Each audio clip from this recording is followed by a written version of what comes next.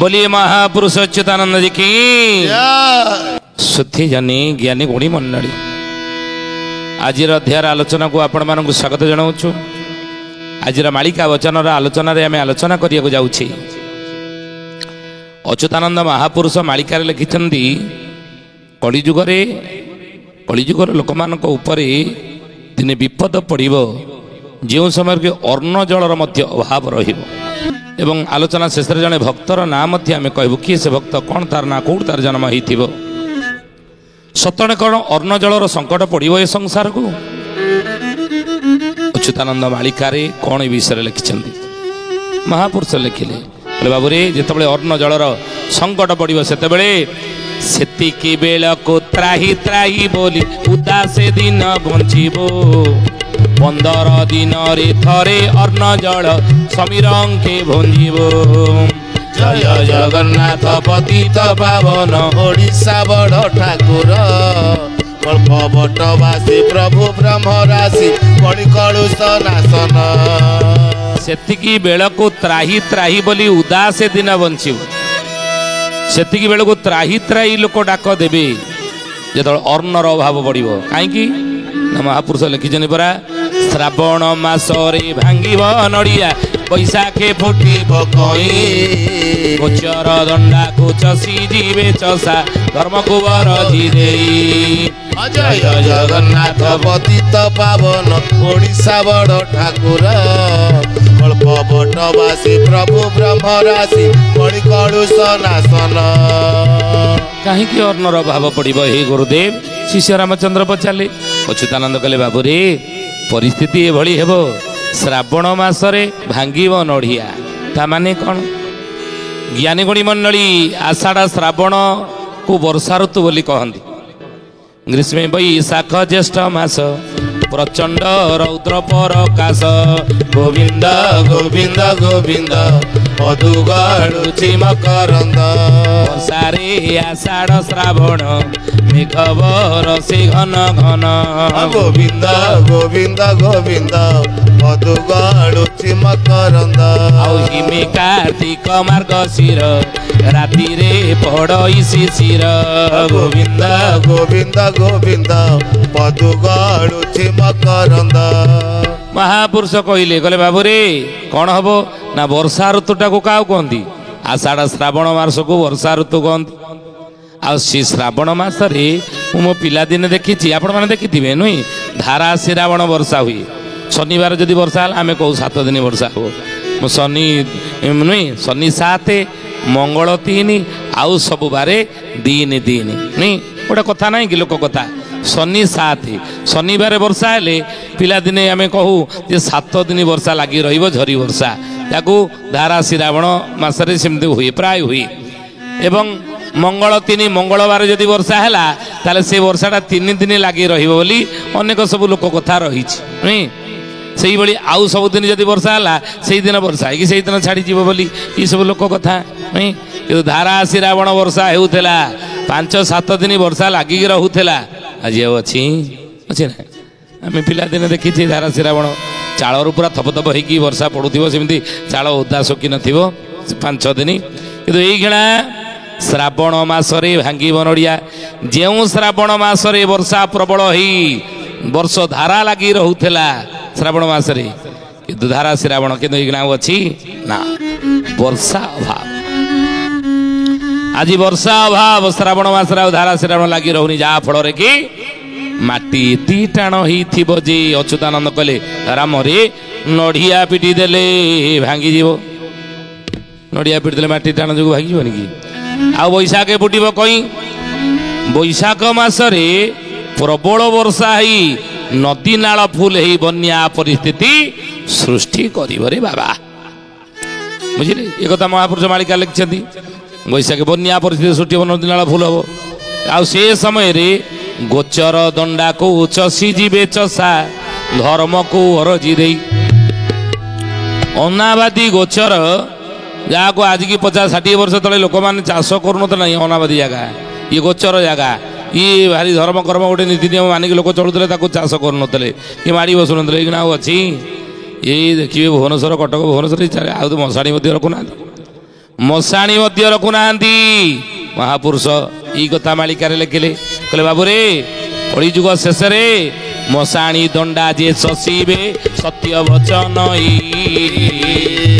ଅଧର୍ମ ହେବାରୁ ପ୍ରାଣୀଏ ଯିବେ ମରି ଯେ ତହିଁ ଅଧର୍ମ ହେବାରୁ ପ୍ରାଣୀଏ ଯିବେ ମରି ଯେ ତହିଁ ଅଧର୍ମ ହେବାରୁ ପ୍ରାଣୀଏ ଯିବେ ମରି ଯେ ତହିଁ। କହିଲେ ମଶାଣି ଦଣ୍ଡା ଯେ ଚଷିବେ ସତ୍ୟ ବଚନ ହେଇ। ଆଜି ମଶାଣି ଦଣ୍ଡାରେ ସବୁ ଘର କରୁନାହାନ୍ତି କି? କଟକ ଭୁବନେଶ୍ୱର ଦେଖୁନାହାନ୍ତି ଆଉ ମଶାଣି ଫଶାଣି କିଛି ରଖୁଛନ୍ତି? ଦଣ୍ଡା ରଖୁଛନ୍ତି ନା? ନାଳ ଫାଳ ସବୁ ଯାକ ପୋତି ପକାଉଛନ୍ତି, ନଦୀ ନାଳ ପୋତି ପକାଉଛନ୍ତି। ବୁଝିଲେ, ଏତେ ଅଭାବ ଜାଗା ହେଲାଣି। ଏଇ ଘଟଣା ଆପଣ ଦେଖିବେ। ତେଣୁ ସେଇଥିପାଇଁ କହିଲେ ବୈଶାଖେ ଫୁଟିବ କଇଁ, ବୈଶାଖ ମାସରେ ବନ୍ୟା ହେଇ ନଦୀ ନାଳ ଫୁଲ ହେଇ ବନ୍ୟା ପରିସ୍ଥିତି ସଂସାରରେ ସୃଷ୍ଟି କରିବ। ମାଳିକା ବଚନ ନ ହୋଇବାନ ଆପଣ ଦେଖିବେ ଏ ଘଟଣା ହବ। ବୁଝିଲେ, ତେଣୁ ହେ ଜ୍ଞାନୀ ଗୁଣୀ ମଣ୍ଡଳୀ, ତଥାପି ମହାପୁରୁଷ ଅଚ୍ୟୁତାନନ୍ଦ କହିଲେ ବାବୁରେ ଏଇ ସମୟରେ କ'ଣ ହେବ? ଭକତଙ୍କୁ ନାନା କଷଣ ପଡ଼ିବ, ଅନ୍ନ ଜଳ ନ ମିଳିବ ବହୁଳଲୋ ଅନ୍ନ ଜଳ ନ ମିଳିବ। ମାତା ସୁତରଡ଼ି ଭକ୍ତ ଲୀଳା ଶୁଣି ଇନ୍ଦ୍ର ସୃଷ୍ଟି ନ ପାଳିବ। ଜୟ ଜଗନ୍ନାଥ ଜୟ ଜଗନ୍ନାଥ ଜୟ ଜଗନ୍ନାଥ ଜୟ ଜଗନ୍ନାଥ। ଏ ସମୟରେ ଭକ୍ତଙ୍କୁ ନାନା କଷଣ ପଡ଼ିବ।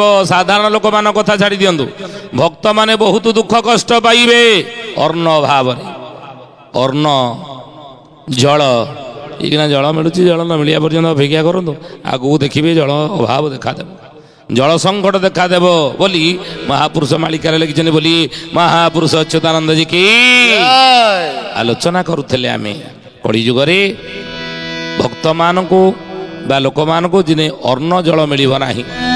ତେଣୁ ସେଇ କଥା ମହାପୁରୁଷ କହିଲେ, ଏହା ଶୁଣି ନାହିଁ କାନଲୋ ବଉଳ ଦେଖି ତ ନଥିଲା କି, ମାଳିକା ବଚନ ସର୍ବଜନ ମାନେ ପାଳିତ ହେବେ ଏଣିକି। ଜୟ ଜଗନ୍ନାଥ ପତିତ ପାବନ ଓଡ଼ିଶା ବଡ଼ ଠାକୁର, କଳ୍ପ ବଟବାସୀ ପ୍ରଭୁ ବ୍ରହ୍ମରାଶି କଳି କଳୁଷ ନାଶନ। ଏହା ଶୁଣି ନାହିଁ କାନ ଲୋ ବଉଳ, ଏ କାନ ଏଇଆ ଶୁଣି ନଥିଲା, ଦେଖିତା ନଥିଲା ଆଖି, ଆଖି ମଧ୍ୟ ଦେଖିନଥିଲା। ମିଛ ନୁହଁ, ମାଳିକା ବଚନ ନ ହୋଇବା ନ। ତେଣୁ ମହାପୁରୁଷ କହିଲେ ବାବୁରେ ପାଳିତ ହେଉଛନ୍ତି, ଆଗକୁ କ'ଣ ହେବ? ଅନ୍ନ ସଙ୍କଟ ପଡ଼ିବ, ଖାଦ୍ୟ ସଙ୍କଟ ପଡ଼ିବ। 15 ଦିନରେ ଥରେ ଅନ୍ନ ଜଳ ସମୀର ଅଙ୍କେ ଭୋଜିବୁ। ସମୀର କହିଲେ କ'ଣ? ପବନ। କେତେ ପବନ? 49 ପବନ। ତେଣୁ 49 ଅଙ୍କଠାରୁ ସାଡ଼କୁ ମହାପୁରୁଷ କହିଲେ ଧୀରେ ଧୀରେ ଧୀରେ ଧୀରେ ଅନ୍ନ ସଙ୍କଟ ଧୀରେ ଧୀରେ ଦେଖାଦେବ। ଅନ୍ନ ସଙ୍କଟ, ଚାଷ ଧୀରେ ଧୀରେ ଉଜୁଡ଼ିଯିବ। ଚାଷବାସ ଠିକ୍ ହେବନି। 49 ଅଙ୍କ ପରେ ପରେ ଗଜପତି ରାଜା ଦିବ୍ୟ ସିଂହର 49 ଅଙ୍କ ପରେ ପରେ ଧୀରେ ଧୀରେ ସଂସାରରେ କ'ଣ ନା ଖାଦ୍ୟ ଶସ୍ୟ ଅର୍ଥାତ୍ ଚାଷ ଠିକ୍ସେ ହେବ ନାହିଁ, ଖାଦ୍ୟ ସଙ୍କଟ ଧୀରେ ଧୀରେ ଦେଖାଦେବ। ସେଇ କଥାକୁ ମହାପୁରୁଷ ମହାଗୁପ୍ତ ପଦ୍ମ କଳ୍ପରେ ଅର୍ଖିତ ଦାସ ଲେଖିଲେ, କହିଲେ ଖାଇବା ପାଇଁ କି ରାମ ଅନ୍ନ ନ ମିଳିବ ବାବୁ, ଅନ୍ନ ନ ମିଳିବ, ଦୁର୍ଭିକ୍ଷ ପଡ଼ିବ ସାରା ପୃଥ୍ୱୀ ଯେ କମ୍ବିବ ବାବୁ, ପୃଥ୍ୱୀ ଯେ କମ୍ବିବ। ଖାଇବା ପାଇଁକି ରାମ ଅନ୍ନ ନ ମିଳିବ ରେ ବାବା, ଅନ୍ନ ମିଳିବନି। ଆଗକୁ ଆପଣ ଏଇକିନା ପେଟ ଭରି ଖାଉଛେ, ଆଗକୁ ଅନ୍ନ ସଙ୍କଟ ଦେଖାଦେବ। ଦୁର୍ଭିକ୍ଷ ପଡ଼ିବ ସାରା ପୃଥ୍ୱୀ ଯେ କମ୍ବିବ, ଦୁର୍ଭିକ୍ଷ ଆଗକୁ ପଡ଼ିବ। ବିଂଶ ଅଙ୍କଠାରୁ ଓଡ଼ିଶା ଦେଶରେ ହୋଇବ ଫସଲ ହାନି, ଦିନକୁ ଦିନ ହୋଇବ ମହରକ କଷଣ ଭୋଗିବେ ପାଣି। ମହାପୁରୁଷ ମାଳିକା ଲେଖିଛନ୍ତି, ଆଗରୁ ଆପଣ ଶୁଣିଥିବେ କଥା। ତେଣୁ ମହାପୁରୁଷ କହିଲେ, ଶୁଣ ରାମ ଦାସ ତୋତେ କହିଲି ବୁଝାଇ, ତୋତେ କହିଲି ବୁଝାଇ, ପଦ୍ମ କଳ୍ପ ଗୀତା କହେ ଅରକ୍ଷିତ ମୋହି ବାବୁ, ଅରକ୍ଷିତ ମୋହି। ଶୁଣ ରାମ ଦାସ ତୋତେ କହିଲି ବୁଝାଇ, ରାମଚନ୍ଦ୍ରରେ ତତେ ବୁଝେଇକି ମୁଁ କହୁଛି, ଭଲ ଭାବରେ ତୁ ଶୁଣୁ ଏ କଥା। ଆଗକୁ ପୁରା ଖାଦ୍ୟ ସଙ୍କଟ ଦେଖାଦେବ। ତେଣୁ ମୋ ଗୁରୁଦେବ ବେଦମୂର୍ତ୍ତି ତପନିଷ୍ଠ ପଣ୍ଡିତ ଶ୍ରୀରାମ ଶର୍ମା ଆଚାର୍ଯ୍ୟ ଲେଖିଛନ୍ତି ଗୋଟେ ବହି, ଖାଇବା ଆଗରୁ ଭାବିବା କଥା। ଆମେ ଖାଇବା ପୂର୍ବରୁ ଭାବିବା, ଏ ଖାଦ୍ୟଟା ଖାଇବା ଉଚିତ ନା ଅନୁଚିତ ଏବଂ ରୀତି ବୁଞ୍ଜୁ ମିତି ବୁଞ୍ଜୁ ହିତି ବୁଞ୍ଜୁ ଋତୁ ଅନୁସାରେ ଖାଦ୍ୟ ଖା ଏବଂ ଆଉ କ'ଣ କରିବ ଖାଇବା ପାଇଁ ବଞ୍ଚ ନା ବଞ୍ଚିବା ପାଇଁ ଖା। ଆଜିକାଲି ଆମେ ସବୁ ଖାଇବା ପାଇଁ ବଞ୍ଚୁନାହାନ୍ତି କି ପଡ଼ିଶା ଘରର ବାହାଘର ହେଇଥିଲା ପୁଅ ବାହାଘର ଆଜି ତାଙ୍କ ରିସିପ୍ସନ୍ କୁଆଡ଼େ 5 କୁଇଣ୍ଟାଲ ଖଣ୍ଡେ ମଟନ କରିଛନ୍ତି ତାଙ୍କର। ଆଜି ରାତିରେ ଲୁଣ ପାଣି ପିଇକି ପେଟ ପରିଷ୍କାର କରି ରଖିବା କାଲି ତାଙ୍କର ମଟନ କରିବେ ଏକାଥରେ କିଲେ ଖଣ୍ଡେ ତଣ୍ଟି ପର୍ଯ୍ୟନ୍ତ ତେଣ୍ଡି ଦେଇଯିବା। ଯିଏ ଖାଇବା ପାଇଁ ବଞ୍ଚିଲା ତାକୁ କ'ଣ କହନ୍ତି ସେ ପରା ପଶୁ ଆଗକୁ ଯେତେବେଳେ ଅନ୍ନ ସଙ୍କଟ ଦେଖାଦେବ ସେତେବେଳେ କ'ଣ କରିବ କିନ୍ତୁ ଯିଏ ବଞ୍ଚିବା ପାଇଁ ଖାଇଲା ଅନ୍ନ ବିହୁନେ ହଂସ ହାନି ଯୋଗ ସାଧିବା କାହାଗେନି ଇଏ ଅନ୍ନମୟ ପିଣ୍ଡ ନ ଖାଇଲେ ପ୍ରାଣ ଚାଲିଯିବନି। ଚର୍ମ ରକ୍ତ ମାଂସରେ ଯେ ପ୍ରାଣ ଅଛି ରାମ ଶେଷ କଳିରେ ଧ୍ୟାନ ବଢ଼ିବ ଯେ କାମ ରାମରେ। କଳିଯୁଗର ମଣିଷର ପ୍ରାଣ ଶକ୍ତି ରହିଛି ଚର୍ମରେ ରକ୍ତରେ ମାଂସରେ ଇଏ ଅନ୍ନ ନ ଖାଇଲେ ଇଏ ସବୁ ଯାକ ମଉଳିଯିବ ରେ ବାବା। ତେଣୁ ଅନ୍ନମୟ ପିଣ୍ଡ ଖାଇବା ପାଇଁ ବଞ୍ଚନ୍ତୁନି ବଞ୍ଚିବା ପାଇଁ ଖାଆନ୍ତୁ। ତାହେଲେ ଆଗାମୀ ସମୟରେ ଯେଉଁ ଅନ୍ନ ସଙ୍କଟ ପଡ଼ିବ ହୁଏତ ସେଥିରୁ ରକ୍ଷା ପାଇଯାଇପାରେ।